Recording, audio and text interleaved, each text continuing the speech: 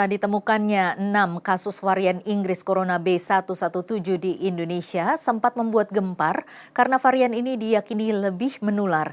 Kini Pengurus Besar Ikatan Dokter Indonesia PBID mengingatkan ancaman baru yakni mutasi N439K. Virus seperti apa ini? Pemirsa, untuk membahas hal ini, inilah Dialog Nusantara Petang.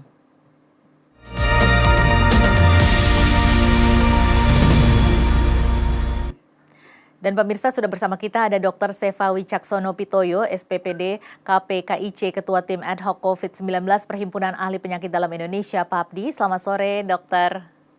Selamat sore, Natasha.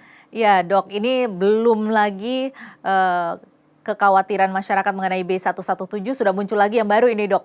Varian N439K. Mungkin bisa dijelaskan, dok, varian seperti apa ini? Ya, baik. Assalamualaikum warahmatullahi wabarakatuh buat semuanya. Jadi varian-varian ini sebetulnya sudah lama kita temukan atau kita mendapat laporan di seluruh dunia ya. Artinya ada berbagai tempat di dunia yang kita temukan. Tapi memang yang kemudian kemarin disampaikan oleh ID itu karena kita mendapatkan laporan dari laboratorium dalam negeri kita sendiri. Dengan demikian maka kita mulai menandai itu ada di Indonesia. Jadi kita tahu bahwa virus itu secara singkat ya, itu pekerjaannya adalah membuat kopi dirinya sendiri menggunakan sel manusia itu sebagai fotokopinya. Nah, tapi ketika mengkopi itu karena kopinya terlalu banyak, kadang-kadang ada yang salah kopi. Nah, salah kopi itu otomatis menjadi varian. Tidak sama seperti induknya betul yang ketika dikopi oleh penularan berikutnya menjadi berbeda. Nah, sama seperti saya ibaratkan tuh kalau ada gambar kambing dengan tanduknya ketika kemudian difotokopi setelah sekian ribu kali kopi ada yang kemudian foto kambingnya tanpa tanduk. Nah, ini tentu kalau itu jadi virus tentu lebih tidak menular karena tanduknya hilang. Tapi ada yang ternyata kopinya tanduknya jadi lebih tajam, lebih panjang. Nah, dengan demikian maka dia menjadi lebih menakutkan gitu. Kira-kira begitu. Nah, kemudian ada selama setahun perkembangan COVID ini memang terjadi beberapa varian mutasi. Seperti dulu pernah mendengar barangkali D614G, itu artinya ada asam amino dari virusnya itu yang kemudian berubah. Nah, kemudian itu menimbulkan beberapa dampak. Kalau dulu D614G itu dia menjadi lebih menular, dan kalau menular menjadi lebih berat atau lebih mematikan. Ini yang pertama kali di Filipina dan Malaysia ya, dok ya? Ya, betul. Tapi itu kemudian ternyata dia justru lebih sensitif terhadap antibodi. Jadi dengan demikian kalau kena vaksin atau kemudian kena pengobatan yang menggunakan sistem antibodi seperti misalkan terkenal sekarang itu TPK. Nah, itu kandidat probable untuk kemungkinan malah justru lebih cepat sembuh. Nah, dengan demikian varian ini kan tidak selalu berarti pasti lebih berbahaya. Nah, kemudian kemarin ada B117 itu sebetulnya adalah nama untuk yang satu kelompok yang mengalami beberapa mutasi, salah satunya adalah N501Y.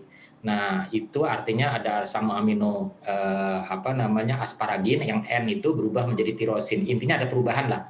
Dari situ ternyata dia juga lebih menularkan. Tetapi hasil pengamatan ternyata besar sakitnya, bentuk sakitnya, kematiannya itu tidak berbeda. Jadi problemnya adalah pada kebijakan, epidemiologi barangkali, tapi bukan pada pengobatan. Nah, untuk varian yang kita sekarang bicarakan yaitu N439K, itu asparaginnya berubah menjadi lisin, itu memang ternyata daya ikat virus itu terhadap sel manusia lebih kuat. Dengan demikian maka kita bisa anggap dan kita bisa curigai dia lebih menular. Bisa jadi 1,5 sampai 2 kali lebih menular daripada virus yang aslinya yang dari Wuhan pertama yang kita sebut sebagai wild type. Tapi memang sampai sekarang dari laporan di luar kita melihat bahwa gejalanya tidak lebih berat.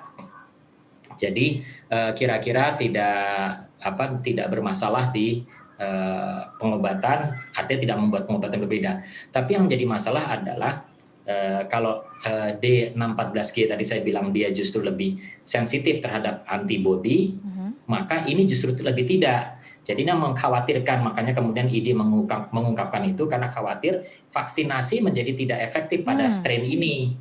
Terus pengobatan-pengobatan yang sekarang ini kita harapkan seperti plasma konvalesen itu juga menjadi tidak efektif walaupun antivirus masih bekerja, kemudian pengobatan-pengobatan yang lain itu juga masih bisa bekerja pada virus ini. Kira-kira gambarannya seperti itu. Tentu ini akan menjadi PR dalam kebijakan pengembangan vaksin, kemudian pencegahan, itu kira-kiranya sih. Walaupun memang yang varian ini tidak lebih menular dibandingkan dengan B117 begitu ya dok. Kalau kita bandingkan ini mengenai potensi penularan maupun keganasannya seperti apa dibandingkan dengan B117? Ya, jadi potensi penularannya lebih tinggi, sekitar 1,5 sampai 2 kali dari yang wild type. Otomatis kira-kira setara dengan B117, kan B117 juga kira-kira sekitar 1,5 sampai 2 kali daripada wild type. Tetapi kedua varian ini, dua-duanya tidak menunjukkan adanya keganasan yang lebih berat. Oke. Jadi lebih menular, jumlah orang yang tertular lebih banyak, tapi tiap orang tertular itu tidak menjadi lebih berat daripada virus wild type. Beda dengan yang dulu, D614G 614G. itu dia lebih berat dan lebih mematikan. Kalau dengan gejalanya sendiri bagaimana perbandingannya dibandingkan dengan varian-varian lainnya dok? Ya, itu tadi keganasan menunjukkan gejala, berat ringannya, katakanlah gini deh. Demamnya apakah lebih tinggi, seseknya apakah lebih berat, jumlah kematian apakah lebih banyak, yang harus dirawat apakah lebih banyak, itu ternyata dari laporan-laporan di luar itu tidak banyak berbeda. Juga penelitian pada pertumbuhan di in vitro, artinya di laboratorium ya, apakah dia lebih merusak sel atau bagaimana, ternyata juga tidak lebih. Dengan demikian memang tidak ada gejala khusus. Jadi memang dari sisi klinis buat para dokter ini menjadi suatu hal yang tidak berbeda, karena kan membedakan strain itu hanya pada level laboratorium penelitian. Jadi untuk di klinis tata laksana kita akan sama, hanya dokter dengan peringatan ini, dokter di lapangan harus lebih jeli ketika dia mengobati, katakanlah misalkan mengobatinya orang sudah divaksin, ketika ada terjadi gejala, kadang-kadang dokter akan berpikir kemungkinan COVID kecil nih karena ini bukan, kan sudah divaksin gitu. Tapi dengan adanya ini kita harus aware bagi yang divaksin masih mungkin kena karena strainnya mungkin tidak terlalu kena dengan vaksinnya. Demikian pula plasma konvalesen diberikan, mungkin tidak respon. Tapi kalau dia jeli, dia harus berubah dengan lebih cepat. Ketika itu tidak respon, harus berubah dengan strategi pengobatan yang lain. Kira-kira itu hanya membuat dokter harus lebih jeli untuk melihat, ini tidak respon dengan ini, berarti kemungkinan harus dengan strategi pengobatan yang lain. Itu saja sih dari pengobatan. Kalau masih mengenai gejala ini dok, di setiap orang ini banyak sekali yang mengatakan bahwa gejalanya sebenarnya berbeda-beda begitu ya. Ada variasi gejala di setiap orang ini tergantung dari apa dok? Tergantung dari variannya ataukah tergantung dari komorbidnya? Itu banyak hal. Jadi gejala orang itu yang pertama kalau menurut saya itu tergantung dari virusnya masuk kemana dulu. Virus ini bisa tertelan, bisa juga terhirup. Kalau terhirup tentu gejala respirasi atau pernapasan lebih dominan. Tapi kalau tertelan, gejala perut, diare, sakit perut akan lebih dominan. Kalau dia tembus bersirkulasi di darah, ini sangat jarang terjadi. Tapi kalau itu terjadi, maka gejala pembuluh darah dan jantung, gangguan jantung akan lebih dominan. Itu satu. Kemudian yang kedua, respon orang beda-beda. Sama seperti kalau orang ada respon, katakanlah mendengar kata-kata tertentu, maka respon orang berbeda. Ada yang gampang marah, ada yang kemudian tertawa-tawa, ada yang kemudian menganggap remeh. Nah itu juga respon orang terhadap virus yang masuk itu bisa berbeda-beda, itu juga menimbulkan gejala yang berbeda. Yang berikutnya tentu dari jumlah virus yang masuk, berapa yang tervaksinasi, terinokulasi atau masuk ke dalam tubuh pasien itu yang kemudian lebih menimbulkan reaksi menurut saya, bukan dari variasi strainnya. Oke baik, kalau begitu juga penanganannya tentunya karena memang kalau virus ini kan tidak ada obatnya begitu ya dok ya, tergantung dari ketahanan tubuh manusia sendiri begitu. Kalau begitu bagaimana penanganannya untuk setiap orang dengan gejala yang berbeda-beda ini? Ya, jadi Antivirus itu saat ini ada, tetapi tidak sampai pada seperti level langsung segera menghilangkan virusnya. Mungkin hanya efektif ketika diberikan pada awal. Tapi kadang-kadang kan seringkali bahkan orang itu datang berobat sudah sakit seminggu, sudah sakit sekian hari, dengan demikian pada saat itu mungkin antivirus sudah tidak banyak bekerja lagi. Nah, tadi saya sampaikan bahwa banyak kiat untuk mengatasi kesakitan itu bukan hanya pada antivirusnya, tetapi misalkan adanya peradangan, maka anti radang akan membantu. Adanya sesak napas, maka support oksigen atau bantuan napas itu akan membantu. Adanya gangguan jantung, maka obat-obat menahan irama jantung yang lebih baik itu akan membantu. Nah, ketika kemudian pasien bisa bertahan dengan kondisi seperti itu sampai pada hari sembuhnya, karena virus ini self limiting, sembuh sendiri, maka dia akan kemudian bisa selamat karena dia bisa bertahan sampai hari sembuhnya. Nah, obatnya adalah tadi mempertahankan atau support yang cukup, cairan cukup, nutrisi, oksigen, dan itu tetap harus dimainkan oleh dokter dalam merawat pasien-pasien tersebut. Jadi kecepatan waktu penanganan ini merupakan suatu hal yang sangat penting begitu ya, Dok?